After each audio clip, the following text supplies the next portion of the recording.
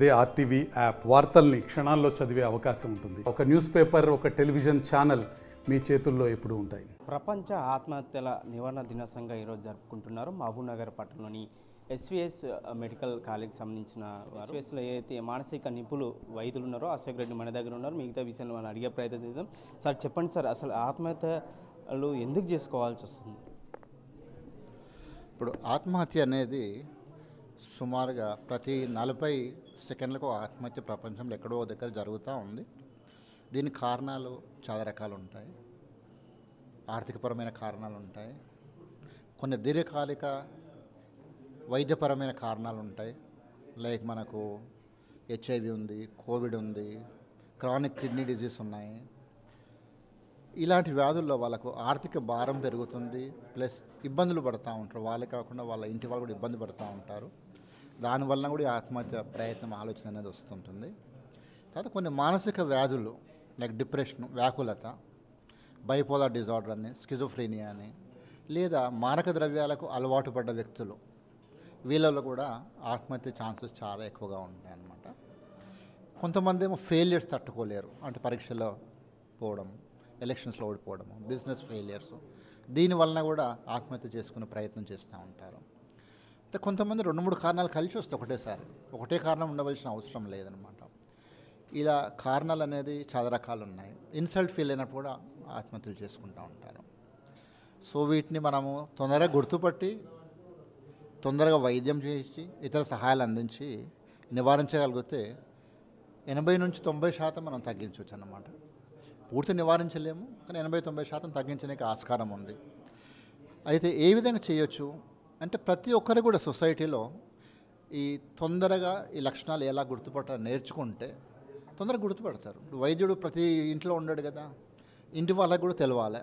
అంటే ఆత్మహత్య లక్షణాలు ఏంటివి, తొందరగా ఎట్లా గుర్తుపట్టాలి, ఎక్కడికి పోవాలి, ఎక్కడ సహాయం తీసుకోవాలి, ఇవి సంఘంలో అందరూ తెలుసుకొని ఉంటే 80% నివారించవచ్చు అన్నమాట మనం.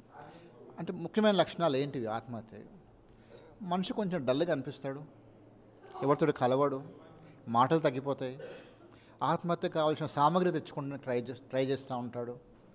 ఇలాంటి లక్షణాలు కనిపించినప్పుడు, లేదా ఆత్మహత్య నోట్స్ రాసి పెడతాడు, లేదా విల్నామాలు రాస్తారు, ఇవన్నీ చనిపోనికి సూచనలు అన్నమాట. ఇలాంటి లక్షణాలు ఏ మనుషుల్లో కనిపిస్తే వాళ్ళ ఇంటి వాళ్ళు కానీ, వాళ్ళ రూమ్మేట్స్ కానీ, హాస్టల్ వార్డెన్స్ కానీ వెంబడే గుర్తుపట్టి వాళ్ళ కౌన్సిలింగ్ ఇమీడియట్గా అరేంజ్ చేయాలి. కౌన్సిలింగ్లో ఏమవుతుంది, వాళ్ళ బాధలు వింటాము, వాళ్ళకి సూచనలు ఇస్తాము, వాళ్ళకి మార్గాలు చూపిస్తాము. దీనివలన ఆత్మహత్య అనేది పోస్ట్పోన్ చేయడం జరుగుతుంది. తర్వాత అసలైన కారణం ఏముంది, ఆయనకి ఏమైనా వ్యాధులు ఉన్నాయా, ఆర్థిక సమస్యలు ఉన్నాయా, ఇంకేమైనా ఉన్నాయా, వాటిని డైరెక్ట్గా మళ్ళీ ట్రీట్ చేయడం అవుతుంది. ఈ విధంగా మనం మొత్తం నివారించవచ్చు అన్నమాట. అంటే ముఖ్యంగా ఈ మధ్యకాలంలో రైతులే ఎక్కువ ఆత్మహత్యలు, కానీ ఈ మధ్యకాలంలో విద్యార్థులు కావచ్చు, కొంత మానసికంగా విద్యార్థి అయితే ఎగ్జామ్ ప్రేయర్లో కావచ్చు, మార్కులు తక్కువ రావడం, అలాంటి సమయంలో కూడా చాలామంది ఇప్పుడు ఈ కాలంలో కూడా విద్యార్థులు ఎక్కువ ఆత్మహత్య చేసుకునే పరిస్థితి వస్తుంది. దీనికి నివారించడానికి ఎలాంటి కారణాలు, ఎలాంటి చర్యలు చేస్తే నివారణ జరుగుతుంది? రైతుల్లోనేమో ముఖ్యంగా ఆర్థికపరమైన కారణాలు ఎక్కువగా ఉంటాయి. అంటే వాళ్ళకు అప్పు దొరకకపోవడం వల్ల నెక్స్ట్ పంట ఎట్లా వేయాలి అనే ఆ బాధతోటే వాళ్ళు ఆత్మహత్య చేసుకుంటారు. వాళ్ళకి ఆల్రెడీ మన గవర్నమెంట్ ఇప్పుడు కొన్ని స్కీమ్స్ పెట్టింది, రైతు బంధు కానీ, రుణమాఫీ కానీ, ఇవి మెయిన్గా సూసైడ్ తగ్గించడానికి పనికొచ్చే విషయాలు. అదేవిధంగా మనం విద్యార్థుల్లో తీసుకుంటే ఆర్థికపరమైన విషయాలు కావవి. ఎగ్జామ్ ఒత్తిడి, తర్వాత ఫెయిల్ అవుతామన్న భయము, లేదా ఫెయిల్ రిజల్ట్స్ రావడము, ఆ ఇన్సల్ట్గా ఫీల్ అవుతారు వాళ్ళు. ఆ తట్టుకోలేక వెంబడి ఆత్మహత్య చేసుకోవడానికి ట్రై చేస్తూ ఉంటారు. అయితే వీళ్ళకి ఎగ్జామ్స్ ముందు కౌన్సిలింగ్ ఇస్తే, అంటే ఎగ్జామ్స్కి ఏ విధంగా ప్రయత్నం చేయాలి, ఏ విధంగా మనం ప్రిపేర్ కావాలి, తర్వాత ఎగ్జామ్ రిజల్ట్స్ ఏ విధంగా ఉన్నా మనం యాక్సెప్ట్ చేయాలనేది చేసుకోవాలి. ఇంకోటి, ఎగ్జామ్ రిజల్ట్స్ అనేది మొత్తం మన చేతుల్లో ఉండదు, ఓ సగం మాత్రం మన చేతిలో ఉంటుంది, సగం ఇతరుల కారణాల చేతిలో ఉంటుంది. కాబట్టి మనం రిజల్ట్స్కి అంత ఇంపార్టెన్స్ ఇవ్వకూడదు అనేది వాళ్ళకి ముందే చెప్పాలి మనం. ఇంకోటి, ఫెయిల్ అయినంత మాత్రం జీవితం అయిపోదు, మళ్ళీ పరీక్ష రాయొచ్చు, మళ్ళీ ముందుకు పోవచ్చు. మన జీవితం 1/3 మాత్రమే అయిపోయింది, ఇంకా 2/3 జీవితం ఉంది. కాబట్టి ఆత్మహత్య ప్రయత్నం చేయకూడదు. ఇలాంటి కౌన్సిలింగ్ అనేది ఎగ్జామ్స్ కన్నా ముందు వాళ్ళకి ఇవ్వడం చేస్తే చాలా మనం ప్రివెంట్ చేయొచ్చు. అదేవిధంగా ఈ ఎగ్జామ్స్ రిజల్ట్స్ వచ్చినప్పుడు చాలామంది కమిట్ చేస్తూ ఉంటారు. అప్పుడు ఈ సూసైడ్ హెల్ప్ లైన్స్ ఏవైతే ఉన్నాయో వాటికి ఫోన్ చేయగలిగితే వాళ్ళు కౌన్సిలింగ్ ఇచ్చి ఇమీడియట్గా వాళ్ళకు సాయం అందిస్తారన్నమాట. ఈ విధంగా మనం ప్రివెంట్ చేయవచ్చు అన్నమాట. మీరు ఒక డాక్టర్గా ఈ ఆత్మహత్యలు నివారణ ఎట్లా అరికట్టాలో, ముఖ్యంగా మీ ఒక డాక్టర్గా ఎలాంటి వైద్యం చేస్తే వాళ్ళ ఆత్మహత్యకు పూనుకునేకే వీలు కాకుండా ఉంటాయి? ఇక్కడ 2 విషయాలు ఉన్నాయి.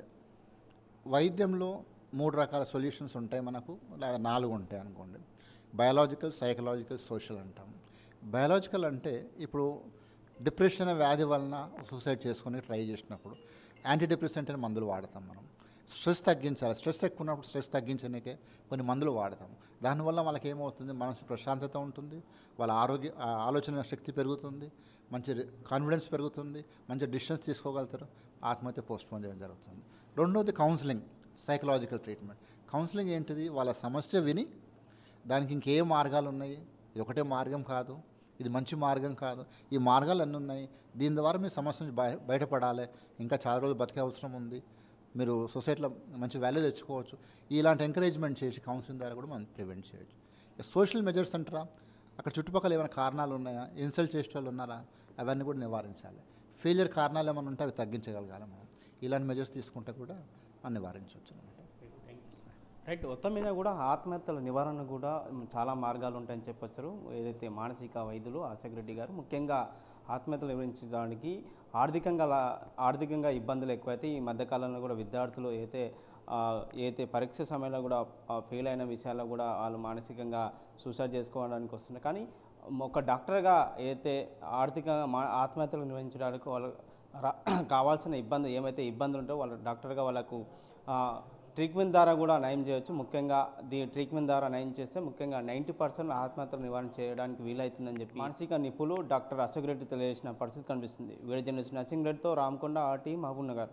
మరిన్ని వీడియోస్ కోసం ఛానల్ ని సబ్స్క్రైబ్ చేయండి, లేటెస్ట్ అప్డేట్స్ కోసం వాట్సాప్ ఛానల్ ని ఫాలో చేయండి, అండ్ లింక్ డిస్క్రిప్షన్ లో ఉంది.